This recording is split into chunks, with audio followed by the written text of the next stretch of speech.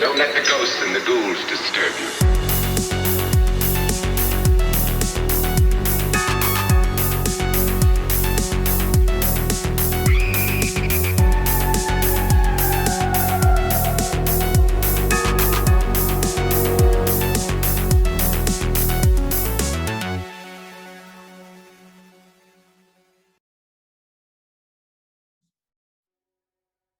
Hey, what's up, guys? This is Josh from Nightmare on Woodsboro Lake. Today, I have a special guest on here with me. I have my friend Scott from the You Run podcast. How are we doing today? I'm good. Thank you very much for having me on.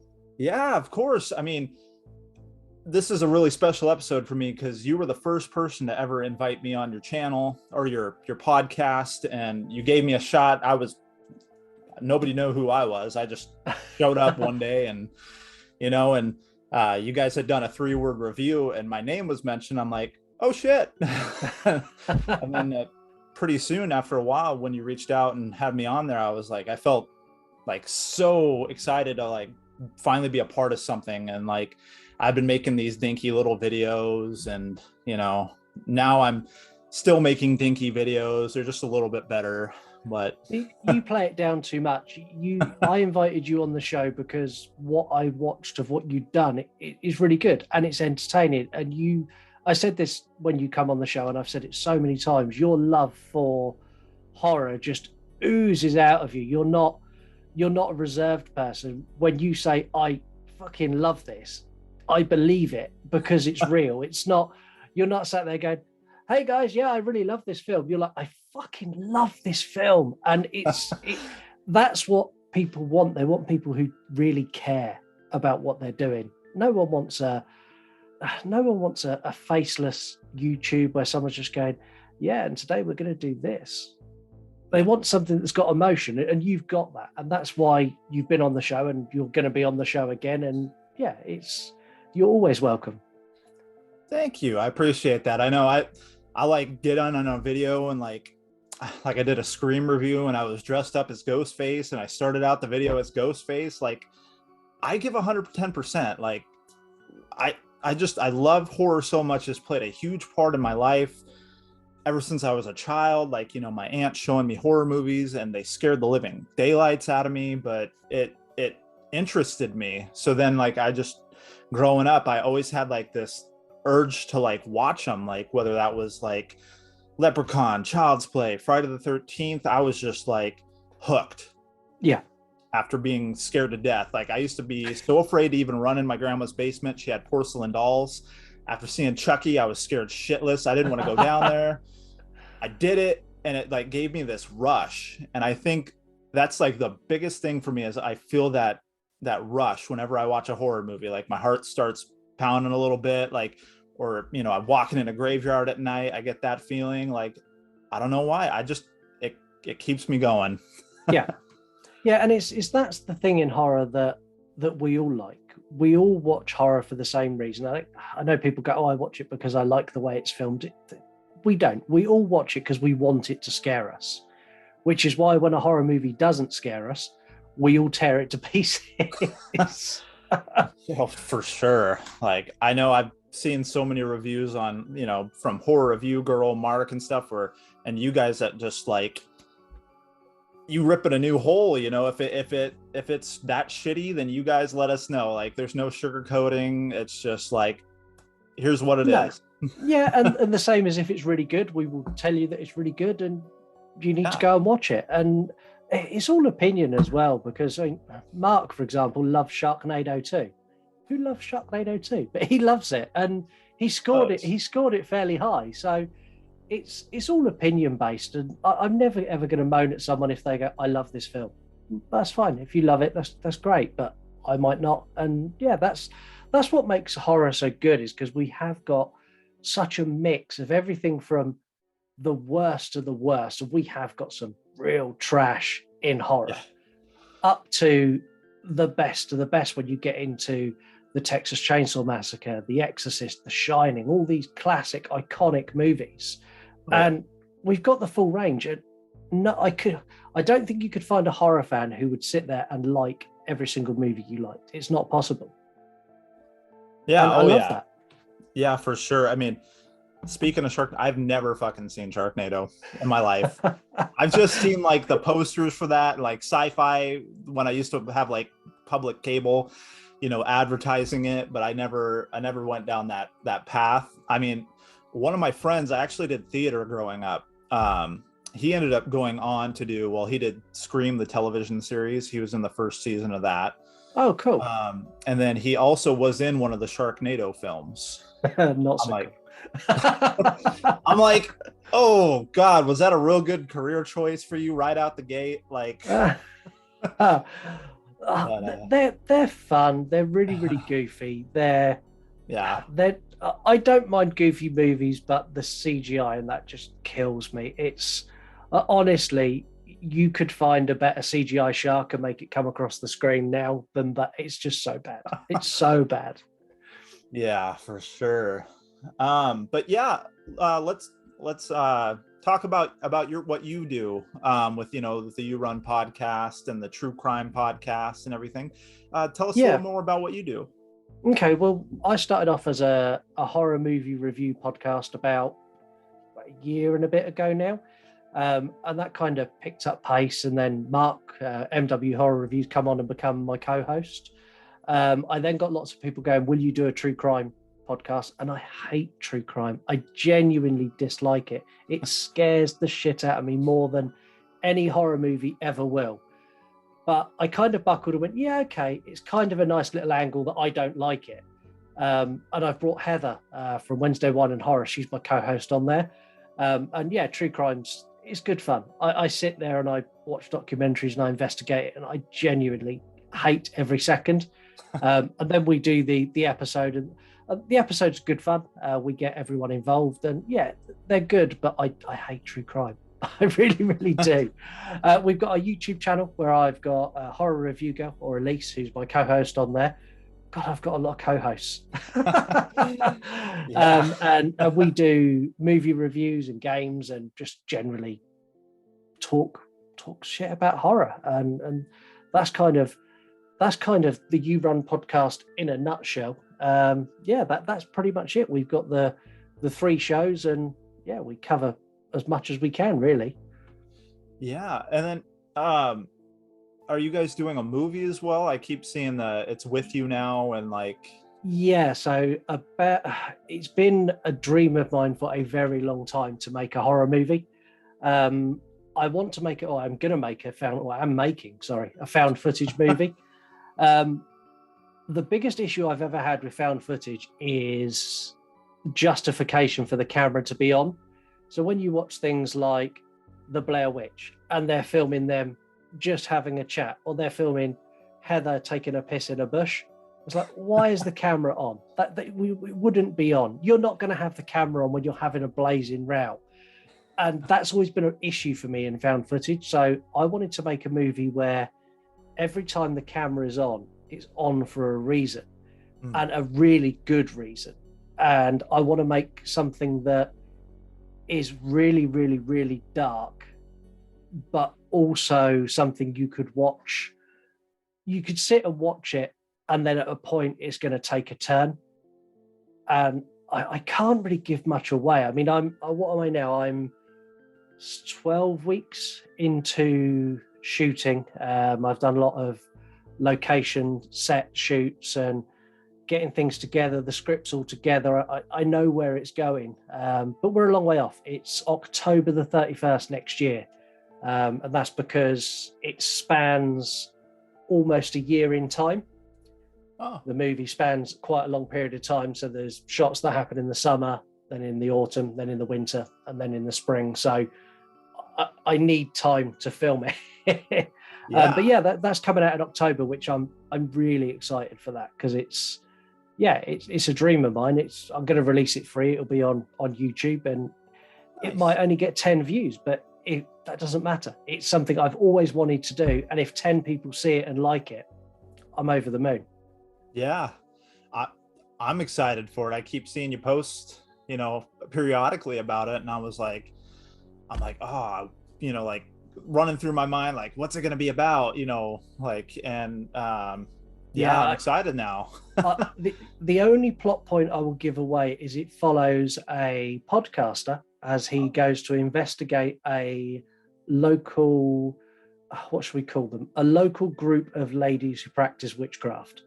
Okay, like a coven kind of thing. Yeah, kinda. But it doesn't. Don't get misled. It's not going down the Blair Witch route. Not even close. No recording anybody peeing in the woods or nothing. No. I'm sure, as I am a horror fan, I'm sure there'll be some very meta nods to horror in there somewhere. But I'll try and make them subtle. I won't do a scream and kind of ram them down your throat and go, this is meta. You love it. Oh man, and you know me, that's like one of my favorite movies of all time. Got the scream on right now. Well, hell yeah, I'm excited for you. I'm excited for everything you're doing. I always love tuning in and hearing, you guys chat on different movies and everything. I think I've checked out maybe one or two of the true crime. I don't feel like I get enough time in the day. I want to watch more. I want to listen more, like to, a lot of my friends' stuff. Cause I support all of you guys. And of course I want to be there and watch you guys grow. And I really do enjoy your stuff. So, yeah, I mean, I listen to, I don't know, probably 10 or 15 podcasts a week, maybe a little bit more. And then I watch stuff on YouTube, and I'm the same as you. I try and I want to fit everybody's content in. I want to watch what everyone's doing and listen to all of their podcasts, but I've got a full-time job and I've got 3 of my own shows. There's only so much time I can commit to listening to everyone else's stuff, but I try my best to cover as much as I can. Oh yeah. Well, awesome. I'm excited to see where things go, and I can't wait for October. Now that's another reason for me to wait for October. I was already waiting on Halloween Ends, but now we're getting a little extra treat here from you as well. So. Oh no, mine's October next year. Oh shit, 2023. 2023. Okay. Yeah, mine's way out. Mine's way out, but yeah, it's quite a way away. Damn it. Okay. Yeah, I only gotta wait till summer. Now I gotta wait a whole freaking year. Okay. Well, awesome. I'm glad to hear that. So what is your favorite, what got you, like, what was the first horror movie that you watched? What got you into horror? If I'm honest, I can't remember the exact moment where I went, that's it, I'm hooked. Yeah. I remember I saw, I started off as a kid watching things like Scooby-Doo, and I loved Scooby-Doo. And then from there, I kind of progressed into Gremlins, and that kind of led me into Critters. And I love the Critters franchise. It's a guilty pleasure. It's awful, but I can't help but like it. Right. And then from there, I found myself one day and I watched The Shining. And that is without a doubt my favorite horror movie because it's so cold and dark, and it's the most unfeeling movie I've ever seen. And I've never had another movie that's left me feeling so jarred after watching it. There's not a single shred of anything in it that you can cling to as this is really nice. And from there, that kind of sparked something where since then I've been hunting for a movie that gives that same detached, horrible kind of almost broken feeling when you finish watching it. And there are so few movies that can do it.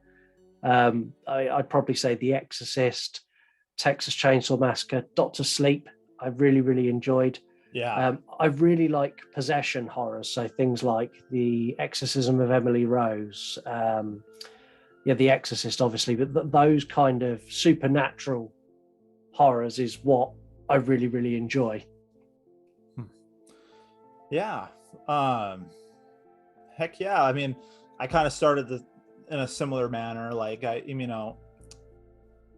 liked kind of the spooky stuff. Like, growing up, I read like Goosebumps, and kind of got into those shows like Are You Afraid of the Dark and stuff like that was on TV. That was like, yeah, I remember that. not like full on horror, but just that kind of macabre, spooky, and then my aunt went ahead and like was like, well, I'm gonna show you Child's Play and Leprechaun and shit. I was God. I mean, I'm thankful because it got me where I am today. Like it really sparked that fire for me. But at the time, like I said, I was scared to go in the basement. I was scared that this doll was going to come possess my soul and kill everybody I loved. And I was just like, I'm like, God damn it. Yeah. So, but that, yeah, for sure. And, I'm going to be honest with you. I'm still, even as a grown ass man, I still watch Scooby-Doo and cartoons and shit. Like, yeah, I don't think I'll ever grow out of it. No, and it's one of these things that I've always seen Scooby-Doo as it's almost like a gateway drug into horror. So Scooby-Doo and Gremlins are kind of the thing that you watch when you're between the ages of 5 and 12. And then when you get to that sort of 11, 12, you start going, what else is there like this? And that's when you end up down the rabbit hole of Beetlejuice, and you kind of follow this.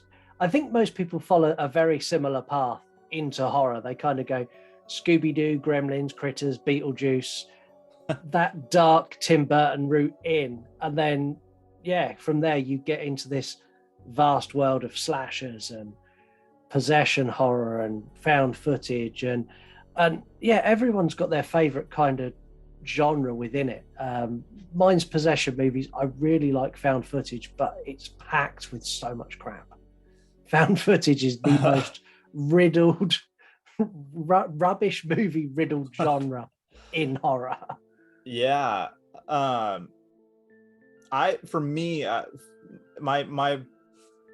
horror movies of choice are usually either zombie movies or slashers, of course. I'm big on like the Scream, the Friday the 13th, Texas Chainsaw Massacre, anything like Psycho Killer, but zombies are like my big thing too. One of my favorite directors of all time was George A. Romero. Brilliant. He especially like with the first Night of the Living Dead, in that black and white, he was also like pushing like subliminal messaging at the time with a lot of things going on with like the world affairs, and whatnot. But I don't know, ever since you watched him grow too. Like his movies got way more crazy, like with Land of the Dead, and Diary of the Dead and like stuff like that. Like Diary of the Dead was weird because it was kind of like a found footage film about zombies. He's an incredibly talented guy. And let's be honest, without him, the zombie genre I think would have fallen flat. He inspired so many different people to create zombie movies, and without him, I genuinely don't think the genre would have survived. I definitely considered him one of like the forefathers of that genre for sure. So now we've kind of shot the breeze a little bit, so we're here today because you and I have both decided to tackle the movie Sinister, released in 2012, and it was directed by Scott Derrickson. And I know you and I have kind of chatted, and he has done a lot of other movies aside from this that are pretty well known, and had a hand in those. He done Exorcism of Emily Rose, which is one of my favorite exorcism movies. That movie is traumatizing, I think is the best way to describe it. And he also had a hand in so he co-wrote Doctor Strange, and he's had a hand in Doctor Strange Multiverse of Madness as well, but I don't know what he'd done in that. I don't know what his role in that was. And I haven't seen that yet, and I don't know either how much of a hand he had in that movie. And then I know like a movie that's coming out too, he's had a big part in, was The Black Phone. Oh really? So that's working with Ethan Hawke again? Yep. Okay. So he must have had a good experience with this movie, Yeah. bringing him back on. And he also did like Deliver Us from Evil and some other films. I was looking at his like IMDb, and Yeah. he has like a good handful of movies that he's done, and most of them that I had seen, I was like, oh yeah, I enjoyed those films. Yeah, I have he seen the seems first. to be quite a talented guy. I mean, from what I've seen that he has done, as you say, most of what I'm looking at that I've seen, I'm going, I like that. That's good. I like that. That's good. So Yeah. yeah, there's not many directors you can do that with. There's lots of directors you'll go, that's good, that's bad, that's bad. What was that? I don't even know what that is. Right, lot of hit and misses, but Yeah, I think the majority of the ones that I saw in his, I was like, oh yeah, I really enjoyed the ones that I saw. There was like a few that I hadn't seen, like the Multiverse of Madness. I haven't seen that yet, and well, Black Phone hasn't come out yet. We just have no, and they released the most simplistic trailer for that movie, like not giving away really anything. It just no, had like and the phone ringing and like this kid, and that's pretty much it. I went and saw Jurassic World Dominion this weekend, okay, and that was the trailer that played, was for Black Phone, and I'm like, damn. Usually I complain about trailers like that show everything. You're like, oh shit, I just watched the whole movie yeah, from just the trailer. yeah. Halloween Kills, I think, is probably the most guilty I've seen for doing that. Oh shit. Yeah, I watched one trailer for that, and I had to like leave the others alone. I was like, nope. I feel like I've already seen too much. They're like new Yeah. trailers. I'm like, you can have them. I don't want any part in that. So, but yeah, The other one who's good at really obscure trailers is Jordan Peele. So the trailer for Nope. That oh literally yeah, tells you nothing at all. I know that there's a ranch and there's a horse that flies into the sky and there's some lights in the sky, and that is literally all I know. So I'm quite excited to go and see that. I'm not a huge Peele fan, but he's really good at making you curious, and I'm really curious as to what it can be. yeah. And it looks like he brought back, I don't know the gentleman's name, but he was from Get Out. It looks like he's Yeah. in this again. And it looks like Stephen Ewan, or he was from like The Walking Dead. He's in that film too. Yeah. A few recognizable faces, but they didn't give away a lot either. Yeah, that was another trailer that actually played was it? for Jurassic World. Yeah. So I mean, I'm interested to see what happens too. I haven't seen like Us or whatever that other one he did. I haven't seen that. Us, Get Out, and he done. I can't remember if he was producer or he wasn't director. I think he was producer of the new Candyman. Oh yeah, I have. And I'm guilty of this. I have not seen that yet. I have not seen the remake. I was there was elements of it I thought were really, really good, and other bits I kind of went, I don't know. It's for me, it was missing the thing that made Candyman, and that was Tony Todd. Oh, 100%. It's as good as it was, it didn't feel the same. Yeah, I mean, anything you put Tony Todd in, he is so good in. Like, Yeah. even like the more obscure like roles that he's had in, like, I don't know, he was in Hellfest. He was in the Hatchet movies. Final Destination. Final Destination. I'll see you soon. Yeah. Like that. And like even what else?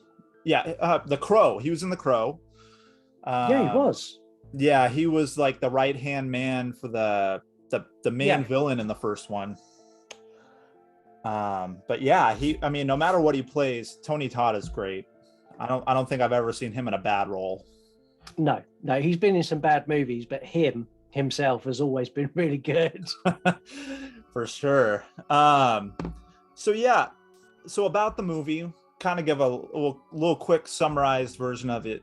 So we've got a true crime kind of author. He moves to this new home in hopes of writing this new book. Looks like he's having some struggles financially, and he's looking for his next big hit. And he ends up buying a house that has some dark past to it. Yeah, and lies to his wife about it, which you and me both know you do not do that, because that will No. bite you so hard later. Yeah, no, yeah. The truth always comes out somewhere, sometime. Like it's just inevitable. So Yeah, you there might as was. well just be straightforward from the get-go. Yeah, there was. It's when they pull up to the house, and she realizes that it's the town where there was murders, and she's like, "Have you moved us in up the road from where all the murders were?" And he was like, "No, I haven't." And he didn't lie, but he's like, "No, I haven't, because I've moved you into the actual house where all the murders happened instead." It was just like, oh man. Right. And then, you've got like the police officers are there. You've got the one who's like this diehard fan of his work. And then you've got like the sheriff's like, are you serious? You're coming to get an autograph? Like, Yeah. and you can tell this guy is just like, the sheriff's like, I don't like you. Yeah. You He should just doesn't leave. even try to hide it. He just comes straight out and goes, "I don't like you. I don't want you here. I think you're a bad writer. You're a hack. You need to leave town." It's like, wow, what a warm welcome. Right. Yeah, no, he's a straight shooter, and that was for sure. You don't see him much in the film though. I mean, like you get him in the beginning and you get him kind of near the end. That's about Yeah. pretty much it. Yeah, because wasn't he I can't think of the actor's name, but wasn't he like a US governor or senator at one point? I think I read something about that he was some kind of senator or something, and he was also a lawyer at one point. Okay. Yeah. And Good then actor. I recognized I liked him. I recognized him, I swear, from like one of the crime shows like back in the day. Like I don't know if that was Law and Order or something, but I was like, I swear to God, I've seen him somewhere before like that.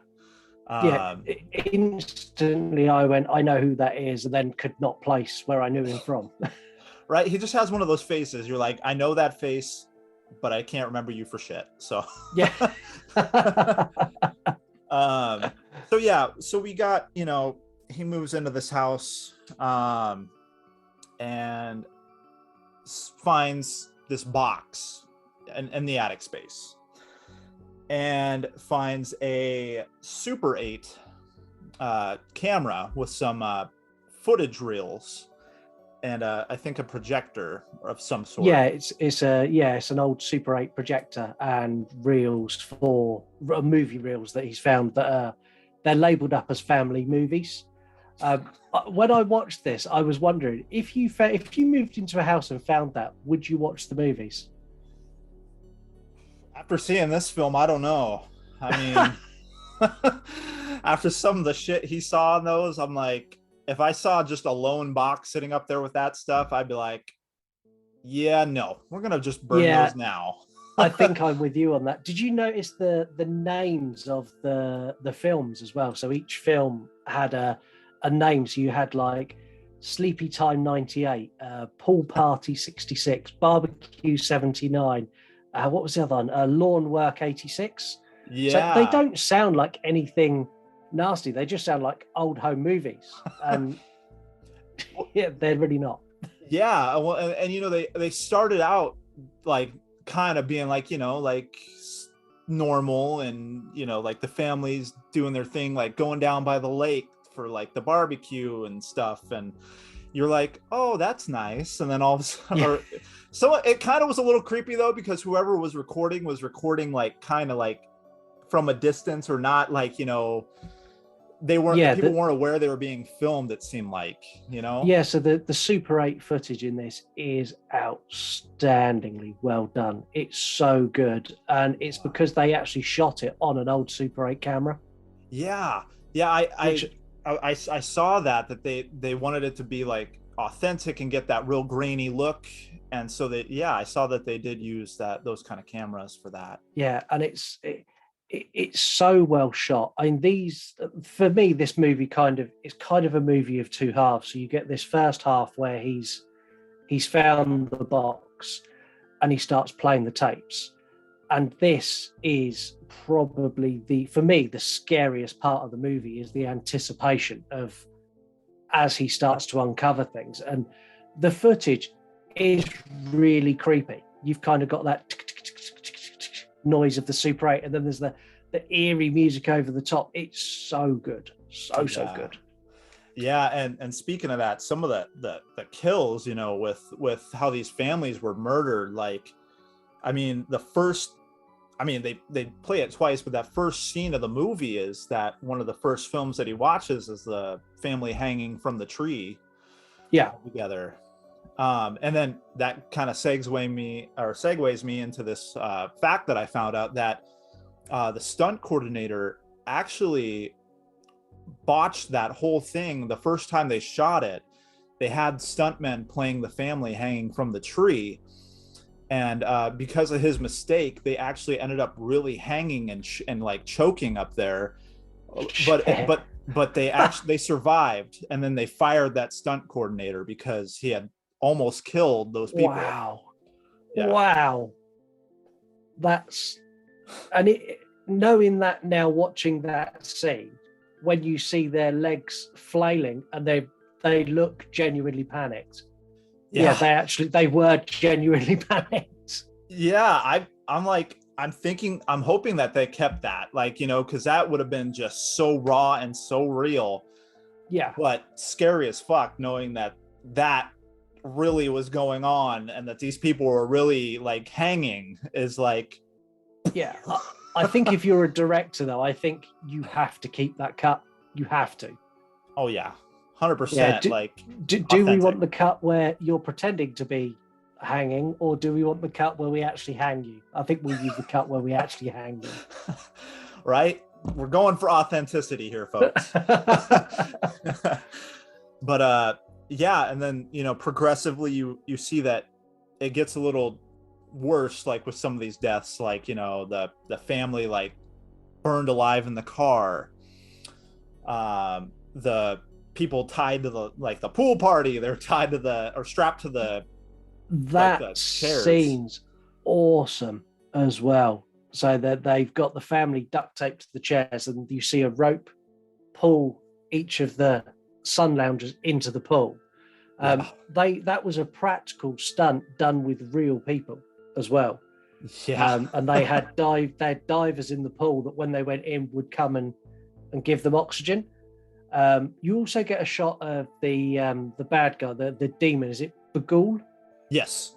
Yep. So you see Bagul under the water. That was actually Bagul under the water in weighted shoes, which I thought was phenomenal. That they, instead of using CGI, they actually went, let's put the person under the water to get that shot. And I thought that was, I love practical effects that are done well. Oh, yeah.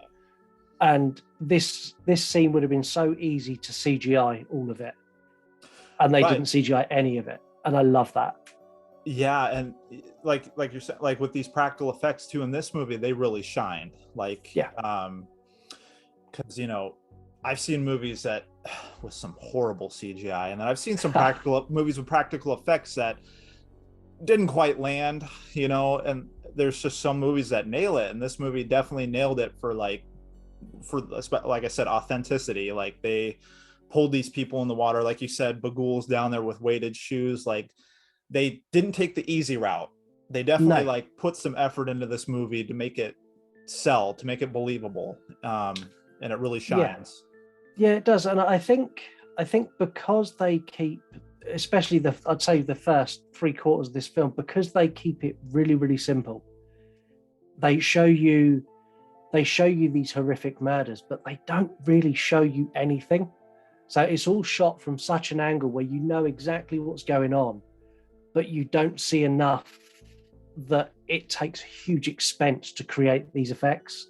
So even where you get the family where they get their throat slit, where they're tied to the bed, you see the knife at their throat, and then the camera does the sort of Super 8 flicker, and then it comes back and you just see the red line. So there's no cost of the effect of actually cutting the neck, but you know what's happened. It's such a good use of the technology. It's so, I really love the way they shoot this. They show you everything, but don't really show you anything, and it's terrifying.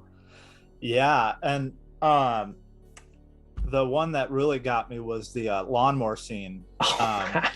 I think I'll let you take that one if you want to explain kind of what we see in that shot.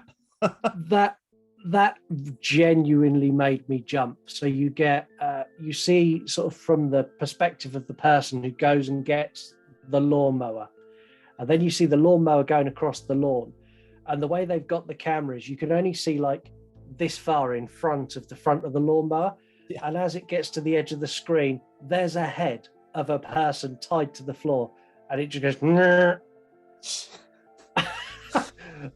I remember the first time I watched, I just went, oh my God, I've never seen someone killed with a lawnmower before.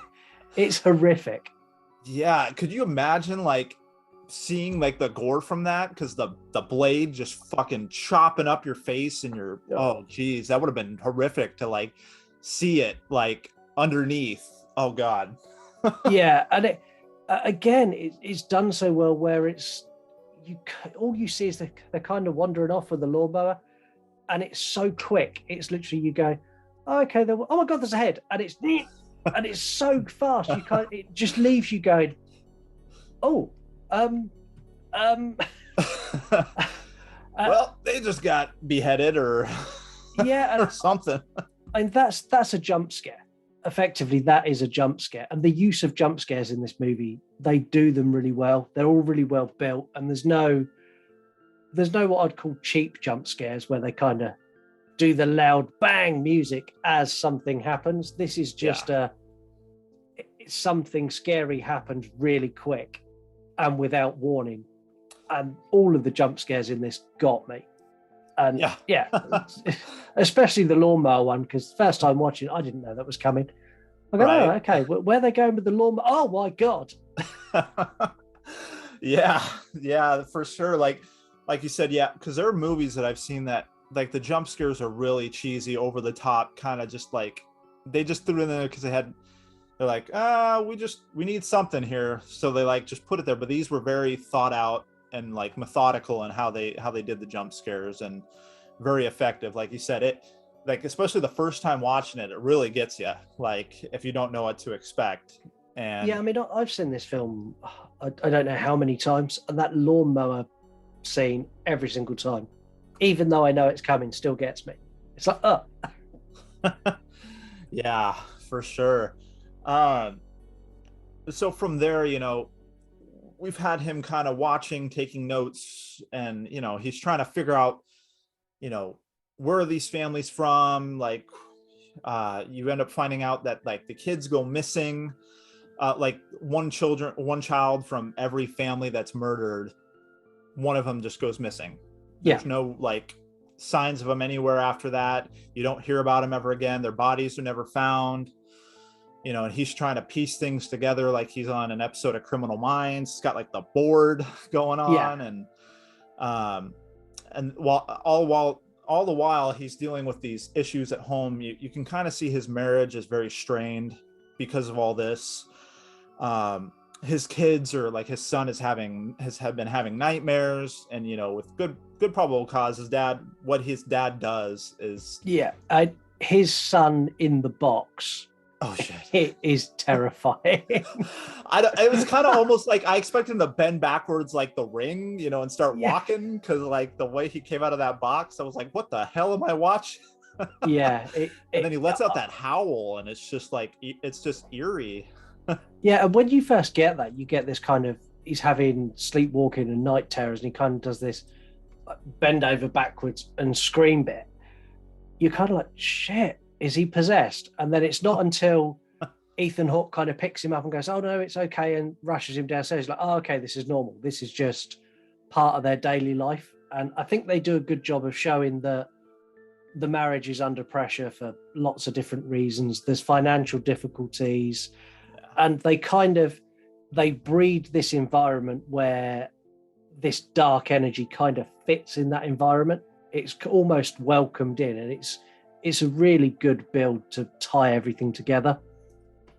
Oh yeah, especially because they're all very vulnerable. So like in the fact of like possession movies, especially like when you're so susceptible, like of course dark things are going to latch onto you and your family. Yeah, when you're in that vulnerable state, and they're definitely all having their issues. Like the daughter was like, you know, why did you take us away from our house and move us here? I didn't want to move here. You know, she's like painting her feelings on the wall, and like she draws like she paints the family on the wall, like one of the families that died. Yeah. And you could tell they're all dealing with things in a different way. The son is very rebellious, and yeah, he's just at odds with his wife. So yeah, they're totally susceptible to that darkness that's in that house. For Yeah, sure. they are. And he so he recruits the deputy, doesn't he? The sheriff's deputy starts feeding him information to help him piece everything together. So he's the fan of the writer, the fan of Ethan Hawke, and he basically just wants a credit in his book for helping him. Yeah, and you can totally see he's there.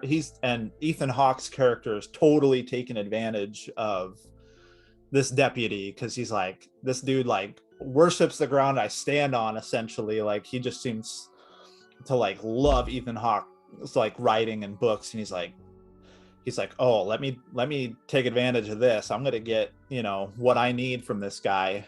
And we'll call it a friendship. Yeah. But yeah, so then he starts getting this information from him, and like where these families were from, or like, you know, where they were murdered. And then he ends up getting help from this like a cult. Yeah, he's like a cult expert. So in the videos, he finds a symbol in every video, and he does a bit of research, and he finds that it's an occult symbol. And that's when he contacts the I don't know what he is. He's kind of like almost like a demonologist. Yeah, and they mentioned that he like helps the police on cases like of that kind of nature, like the kind of the weird stuff. Yeah, and he's a budget Ed Warren. Yeah, essentially, yeah. And it's funny because that guy was from Law and Order, Yes. the one who plays that guy. I don't know, Yeah, I demonologist or whatever we want to call him at this point. And I've always enjoyed him too. Like he was in Jurassic World. I think he was like the one that wanted the raptors to be like in the military and stuff. He plays a good villain for sure too. But yeah, he does, and he was uncredited in this as well. He didn't get his name's not credited in the titles, which I thought was odd. Yeah, I know, especially for being someone who's not just like a nobody. I mean, he's more obscure than some of the other actors and, you know, out there, but like I saw that too, that he was uncredited, and I was like, that's interesting. That I mean, I don't know if that was by choice or I'm not sure, but saying that his input is 2 Zoom calls that last a grand total of about 3 minutes. So right. We don't have any like physical, like, or he doesn't have much more in that. But yeah, he kind of lets him know, you know, this is a Babylonian deity, Bagul. It translates to like children, eater of children. But then I also found out that it actually translates, I don't remember what language it is, but it's like boogeyman. Yeah. So eater of children and boogeyman, and he find out that he's like, he takes children to the netherworld, and he essentially slowly feeds on them, and feeds on their souls. Yeah. No, he's not a very nice guy. No, hell no. And he's fucking invited. Scary looking as well. Yeah, no, I think he was a very unique looking creature in this film. Yeah. And I loved how, like, you know, in some of the shots, like you would see his face slowly turn and stuff, like the images and stuff, like he wasn't just like a picture. He was like able to like do things in the images, which I thought was cool too. Yeah, so all of that I love. The thing for this where it started to fall off for me is where you get the ghost children, or where you start seeing the ghost children. So this is like, is this before or after he finds the DVD extras? He finds the extended cut of the movies. I'm pretty sure that was after he finds the extended cut. Well, because like you get the ghost children before, you get like tiny glimpses of like that little girl who's in like in his daughter's room. Yeah. And she's like, you know, shh. And like, you kind of get a little bit of that here and there, but then there's that scene up in the attic. Well, no, that might have been before the extended cut, but he goes up in the attic and there's all those children sitting there watching the Super 8 Yeah. on the wall. And Yeah, because that's when he decides to move out, isn't it? yeah, like right after those events, like he's like wakes them up in the middle of the night, packs them up. He's like, we're getting the hell out of here. We're going back to our old house. Yeah, burns all the tapes, burns the projector.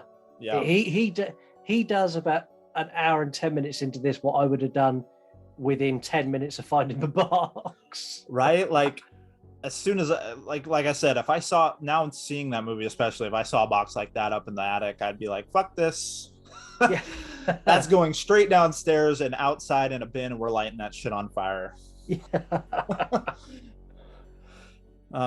But yeah, so then, you know, you get him leaving, and then that's like the second time we see the sheriff, pulls him over. It's kind of like, what's going on? He's like, I'm taking your advice, we're getting the hell out of here. And the officer plays like the whole like, oh, you're not being bullied out of here, are you? Like, Yeah. Like, I better not see you writing about the cops here in your next book. And Ethan Hawke at that point, he's like, fuck this, there's no more book. Yeah, I'm done. There's no book. I'm just going home. Right. And so, you know, they zip home. You know, everybody's like, well, what about our stuff? He's like, we'll just have the movers get it. We're not stepping foot back in that house. And he gets this shocking call from the officer who lets him know that these families had initially, each of them had lived in the house of the prior family that had been murdered. And then once they moved, then that next house that they moved into, they were murdered in. And it was just kind of making this connect the dots. Yeah, so he basically says to him, look, because you've left, the likelihood of you dying is more than if you'd stayed where you were. Yeah. Which I was like, that's interesting. I feel like he was going to die. They were going to die either way. Like, I guess it was just, is it going to be a slow burn death, or is it going to be like you just sped up and things are in motion way quicker now because of you moving away? Yeah, I mean, when they get to the house, this is where the film takes a bit of a turn. Don't get me wrong, it's not bad. I still enjoy the film, but they show too much of the monsters. They show too many of the ghost children. They show too much of Bagul, and all of the first 3/4 of this movie. It's very mysterious. You see glimpses, or you'll see a full shot of Bagul, but it'll be in a picture. Yeah. And then as Ethan Hawke looks away, the picture will turn and look at him, and then as Ethan Hawke he'll turn back, and all that kind of stuff's really subtle, and it's genuinely scary. Yeah. And it goes from that to them going, here's Bagul, here's the ghost children. And they're kind of just stood in the hallway, like looking at Ethan Hawke going. And yeah. I think all movies for me, when you see the monster up close, it kind of loses a little bit for me. I like when you don't see it. Things like Alien, the first Alien, and Jaws, where you see just glimpses of it. Even in like the closing scenes, you only see like 6 minutes of footage of the thing. I think those are the movies that scare me the most. Yeah, I mean, and like you got classics too, such as like the very first Friday or like the Friday the 13th.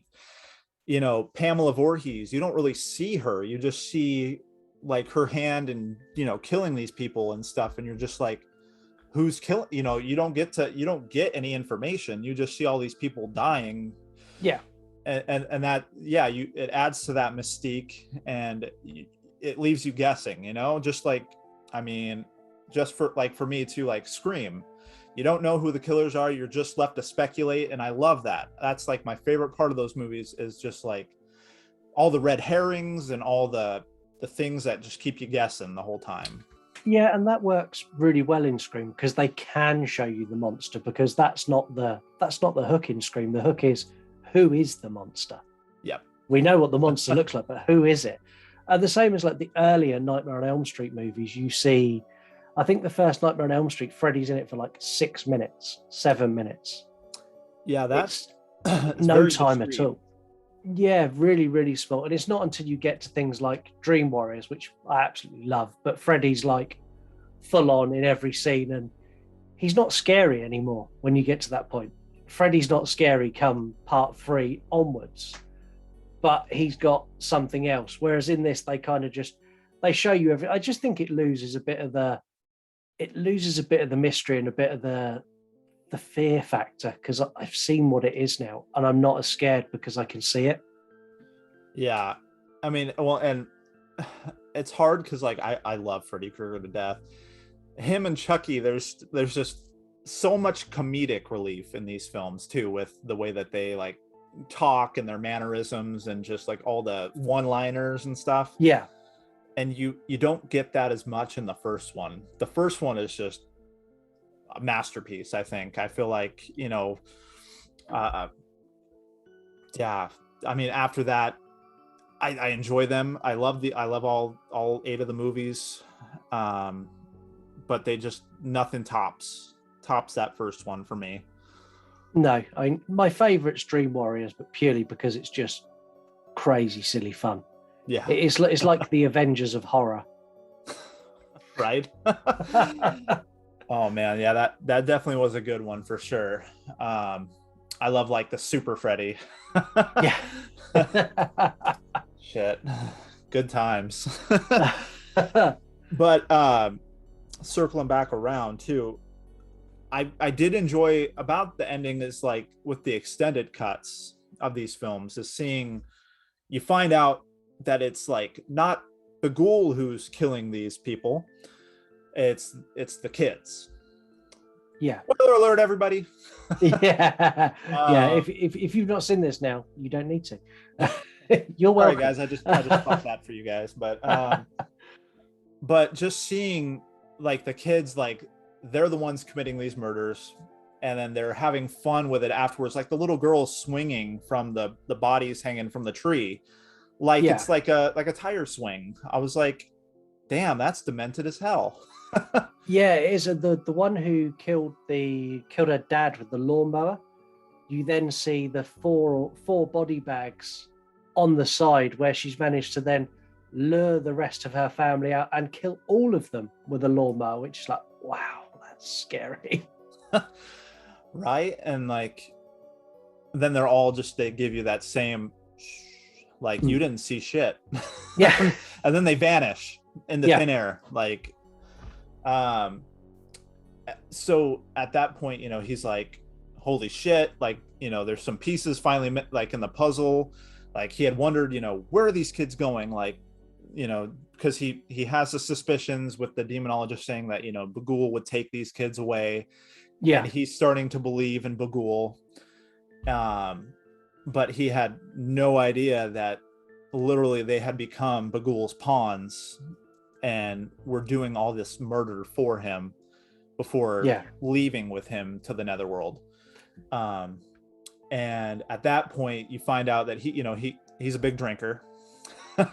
And something has obviously been slipped into his drink, because he hits the floor like a sack of potatoes. And I guess I'll let you, I'll leave the final kill for you here. And I'm going to ask you before I go into it. Okay. When he fell down, so it's become quite obvious now that the kids are the killers. So one child from the family is the killer. Did you think it was going to be his daughter, or did you think it was going to be his son, Trevor? Because I thought it was going to be Trevor.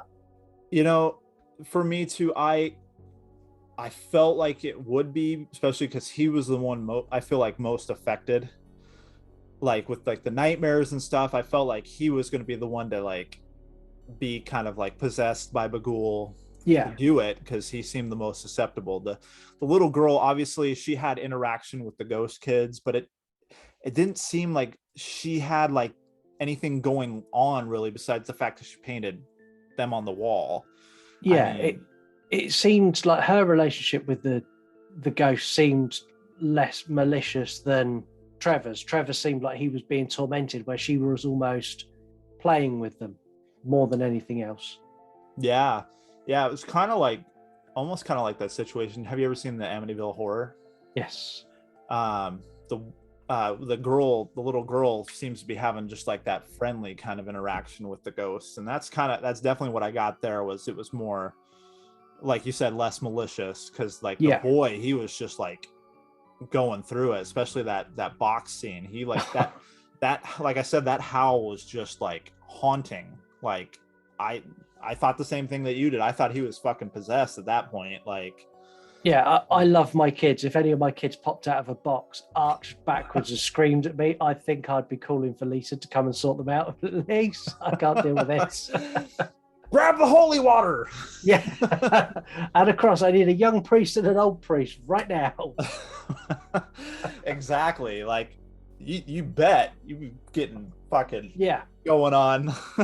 But yeah, I was genuinely shocked when it was the little girl, and this final scene is shot brilliantly because they show absolutely nothing at all, but they give you just enough that as the viewer you know exactly what's gone on, and what you can create in your head is a million times worse than what they can create on the screen.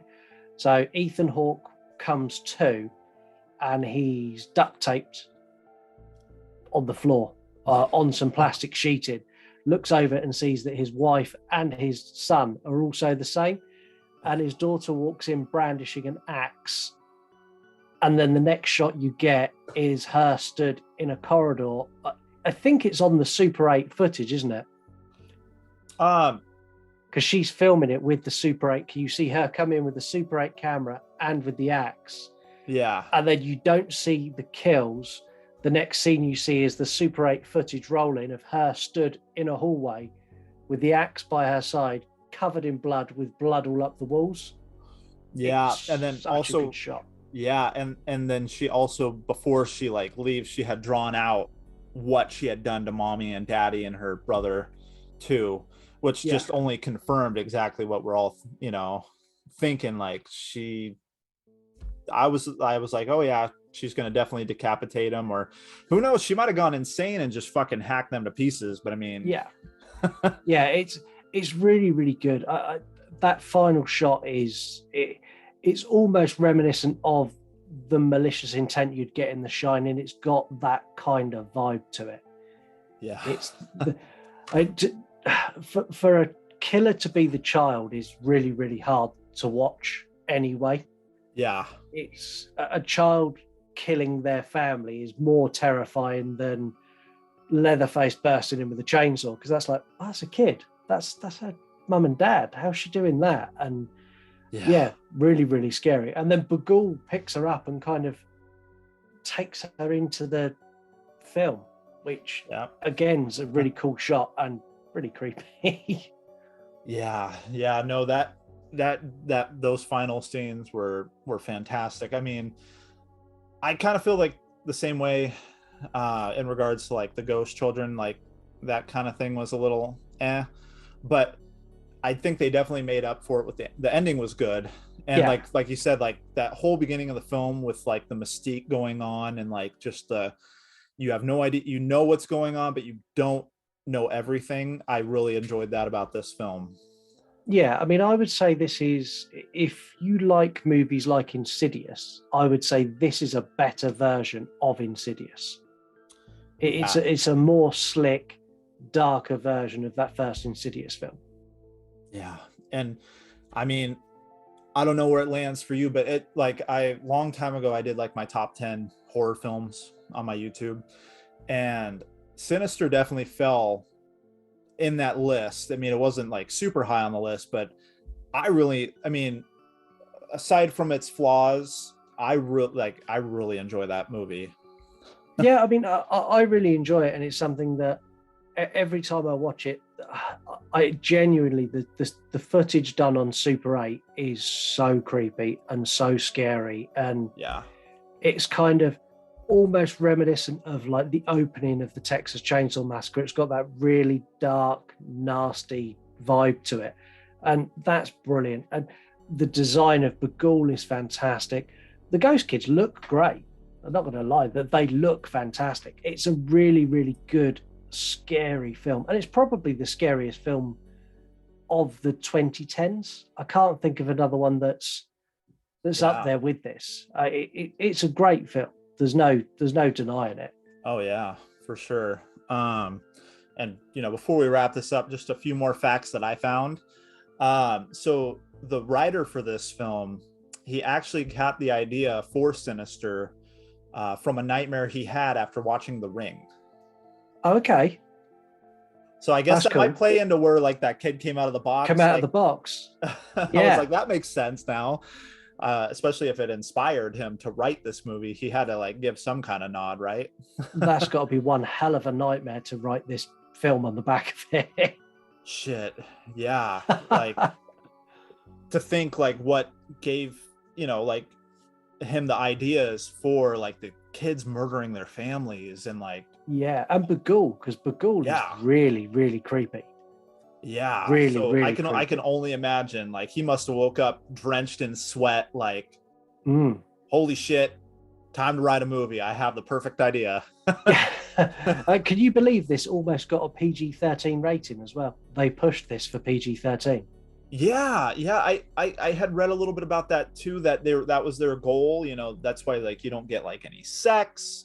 There's no like real gore. Like you said, like we don't really get to see like these kills in their full form. We get to kind of see bits and pieces and make our own assumptions about what happened and kind of see a little bit of the aftermath.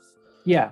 So yeah, they really pushed for that rating, but still got a rated R anyway. Yeah, there's no way in the world this is PG-13. They tried. For effort, but yeah, they did. I think the other thing I found that I thought was really, really interesting is the girl who plays his wife, Juliette Raylance. She hadn't really acted before. She wasn't a big star. She'd done a couple of stage plays. So she'd done a series of Shakespeare plays that Ethan Hawke had seen. And it was Ethan Hawke who suggested her to the director and got her flown in for the part. And basically Ethan Hawke handpicked her. But she didn't audition for this. It was a case of Ethan Hawke went, I know who'd be really good for this. And she got the part. And kicked her career off. I don't know what she's done since, but I know she has done more since this. Yeah, I couldn't really place her anywhere besides this movie, like that I can recollect. But I felt like she did a great job playing, this mother of tormented children, and kind of like it felt really realistic, like the relationships between her and her husband and her kids, and it felt very natural. It wasn't forced. I felt like she did a great job. Yeah, very, very, very authentic. Very authentic. And I still can't get over how much money this made. Oh, so gosh. I don't know the amount. How much did this film make? This cost $3 million to make. So it's not nothing. And it made $82 million. Holy shit. Absolutely phenomenal money. And then they done Sinister 2, which I think was 10 million and made just under 60. And then they cancelled Sinister 3 because they weren't happy that Sinister 2 made enough money. It made $40 million. How is that not enough money? Yeah, like thinking about it, like so many movies barely break even or like make a little over. That's like a huge markup like that they made off these films. Like huge. And I would have liked to have seen a third. I watched the second one. I enjoyed it. It wasn't as good as the first. Yeah. But I quite happily would have dived into a third in the series. Yeah, I watched the second one again too recently, and I enjoyed it. It was a little different. You got to see some recurring characters I won't mention. No. But yeah, it definitely wasn't the original. But I mean, I would have probably been on board too. If they said, hey, Sinister 3 coming to theaters, I'd probably be like, why not? I think I would as well. And Ethan Hawke in this is exceptional. I'm not a huge Ethan Hawke fan, but in this, he's really, really good. Yeah. I thought he definitely played really good in this movie as well. And that kind of makes me excited because, you don't see him in like a ton of horror movies. No. So Black Phone, I mean, I'm interested to see how that goes, especially because it looks like he might be the villain of this film. Yeah, see, but Black Phone, I'm kind of really, really interested as to what it is. Yeah, But I don't know if it's hooked me enough that I want to go to the theatre to see it. I think that's the issue I've got with it. I want to see it, but I don't know if I want to see it enough that I want to go and pay about $3,000 for a bucket of popcorn to go and watch it. right? Yeah, freaking the price of things at the movie theater are insane. I feel like definitely feel like where you're at, because I don't go out to the theater a lot. Usually I go and get it either on Redbox or Peacock if something's streaming on there. Yeah. There's very few films that really pull me into the theater. Like obviously Scream, the new Scream 2022, Yeah. I went to the theater for that. And I went to Halloween Jurassic. Ends. You'll go to the theatre for Halloween Ends. Oh, 100%. Yeah. Especially, I have my own speculations on that film. I'm hoping this is the end of the arc here for like Laurie and for Michael Myers. I know that's a little ambitious because these movie companies will run franchises into the fucking ground.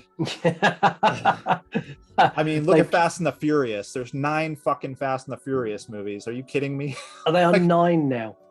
I think so. Yeah. It's ridiculous. Like, you got to know when to stop. I mean, you're destroying, like, especially like if they keep pushing like certain characters, you're going to ruin, I feel like, these characters for these people. They're going to just be sick of it. And then eventually you're not going to get much any money anymore. No, well, I had a conversation with Angel from Voices of the Mausoleum, and she sent me an article. So it looks like the next thing they're going to do with Halloween is do a sequel to Halloween 3. Oh, and follow that path. It's been announced, but I don't think they've given any details. But yeah, they're going to go down the Halloween 3 route and extend that arc, which I'm quite happy to go that way. I mean, I'm up for it because it's not dragging Michael Myers through the mud anymore. And I don't know if you've heard of it, but the Haddonfield Nightmare, it's like a fan film that's on YouTube. Okay. It took the H2O train, and it follows Laurie Strode's son from H2O 20 years later. Okay, that's quite cool. Yeah, so like I'm up for like stuff that kind of like diverts. Like I would definitely go see that sequel. Yeah, but I don't want to see Michael Myers just rehashed over and over again. Like, that's why I'm hoping that either like Michael dies in this, Laurie Strode dies, or they both go out in a blaze of glory would be great. Like just one epic climactic ending battle that just kind of just seals the deal. Yeah, I'm hoping that they leave it alone for a while now, and I'm pretty sure in 5-10 years time they're going to go, let's remake Halloween, because we've not done that for a while, and we know it's going to happen, the same as we know we're going to get another Friday the 13th movie at some point. We are going to get a reboot of A Nightmare on Elm Street again, and I like reboots, I like remakes. Some of them are crap, but lots of people hate on remakes and reboots, but they're only a good thing, because even if they're rubbish, they make people go and watch the original movies again, which keeps the original movies alive.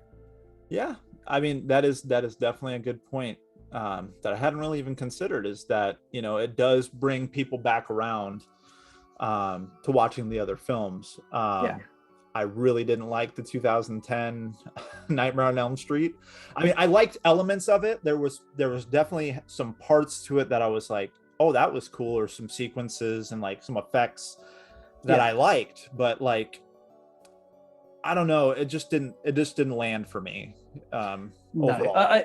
I think Jackie Earle Haley done a really good job as Freddy. I think he was plagued with a really bad script. Yeah. I think it was a really bad script, and they tried doing almost like a shoot-for-shoot remake of the original, and you can't do that. You need to be original. a little bit more original than that. And it just didn't land, and it had Robert Englund's blessing, but not enough. I think to touch A Nightmare on Elm Street, you need Robert Englund's involvement in some capacity. Not necessarily on the screen as Freddy, but even a cameo would be enough to get fans on board. Right, like a cameo, maybe he advises on things, and like this is how I would have done, like a technical advisor kind of Yeah. position too. I feel would have made that even better. Yeah.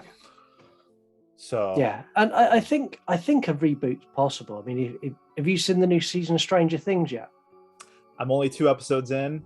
I won't say any more then, but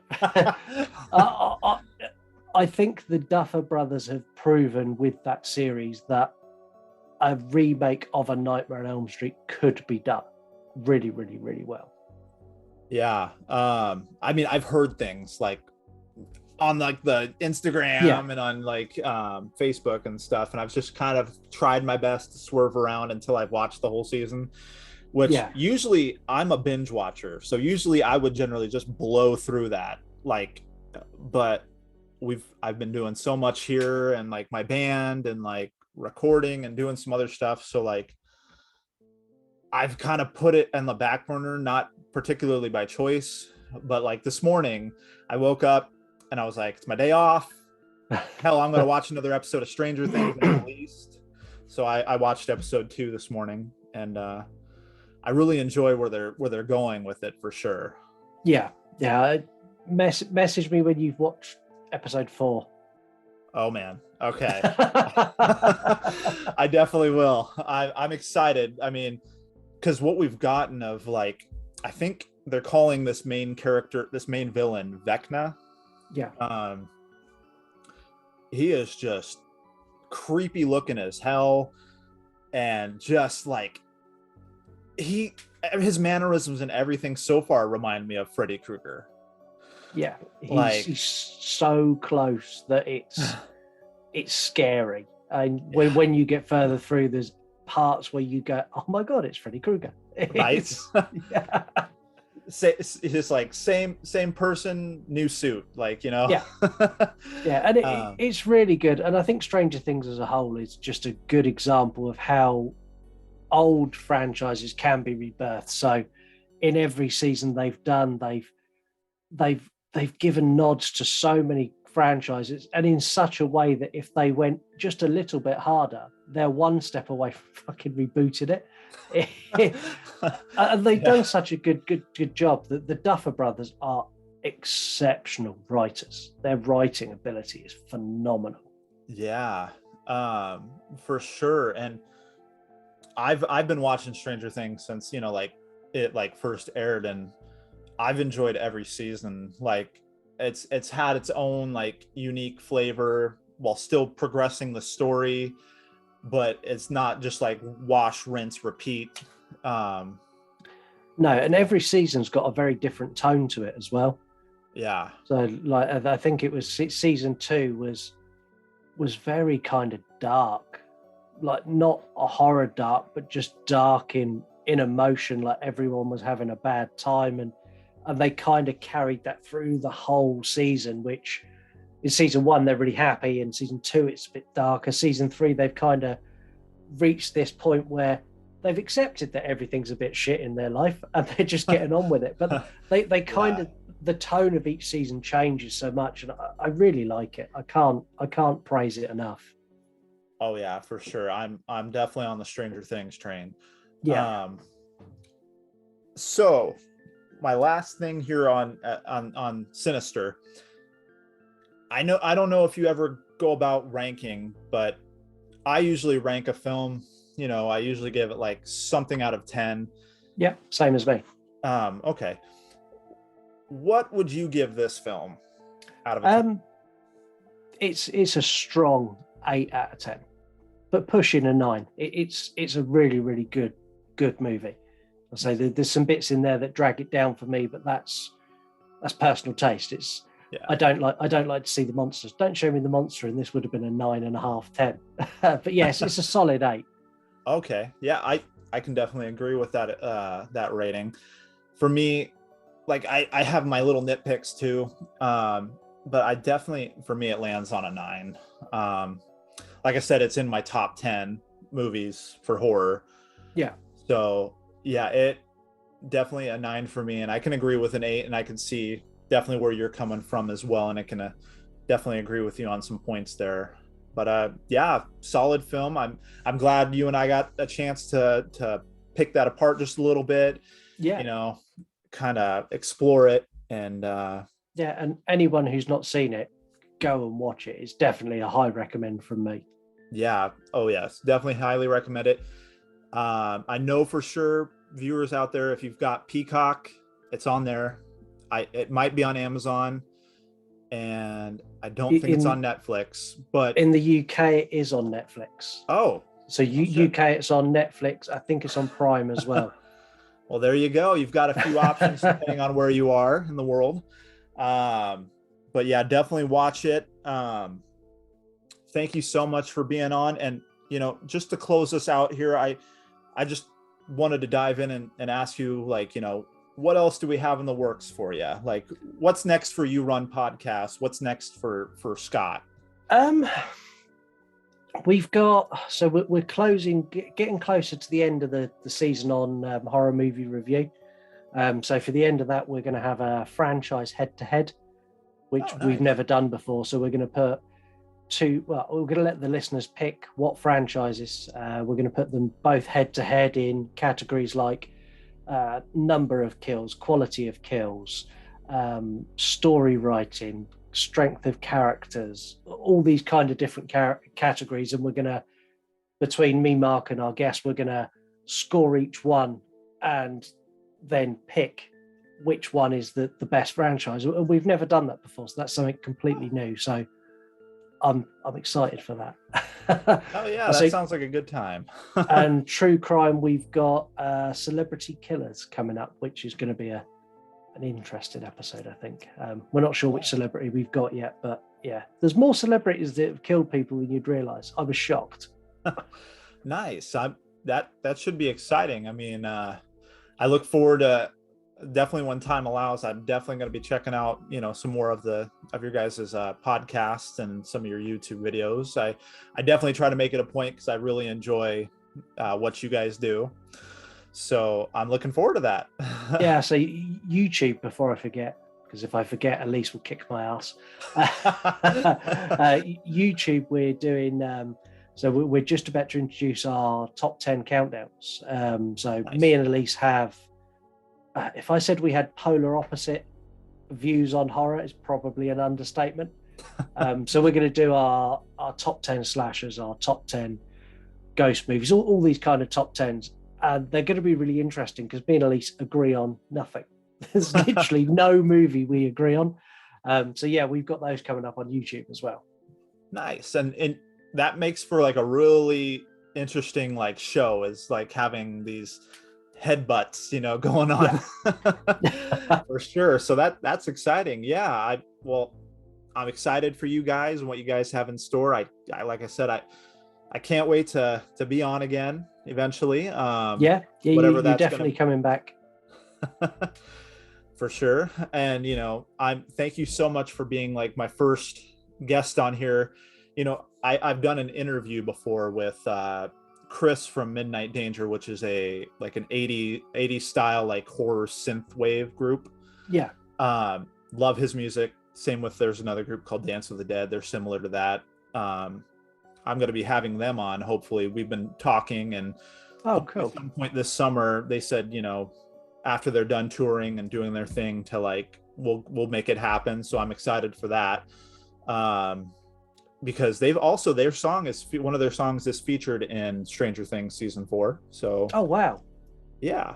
But I've been listening to them for years, and it's just really good if you think of music that you would see in 80s horror films with some guitar and synth, and just it's a good time. Great music. Can't recommend them enough. I love that kind of vibe of music. It's great, really good music to listen to. Yeah, for sure. Well, thank you so much, Scott. Thank you for having me. Yeah, of course. In the future, of course, I'd love to have you on again. We could tackle another movie sometime. And I hope you have a great rest of your day. And for all you listeners out there, keep killing it out there, my friends. And just remember, don't get caught.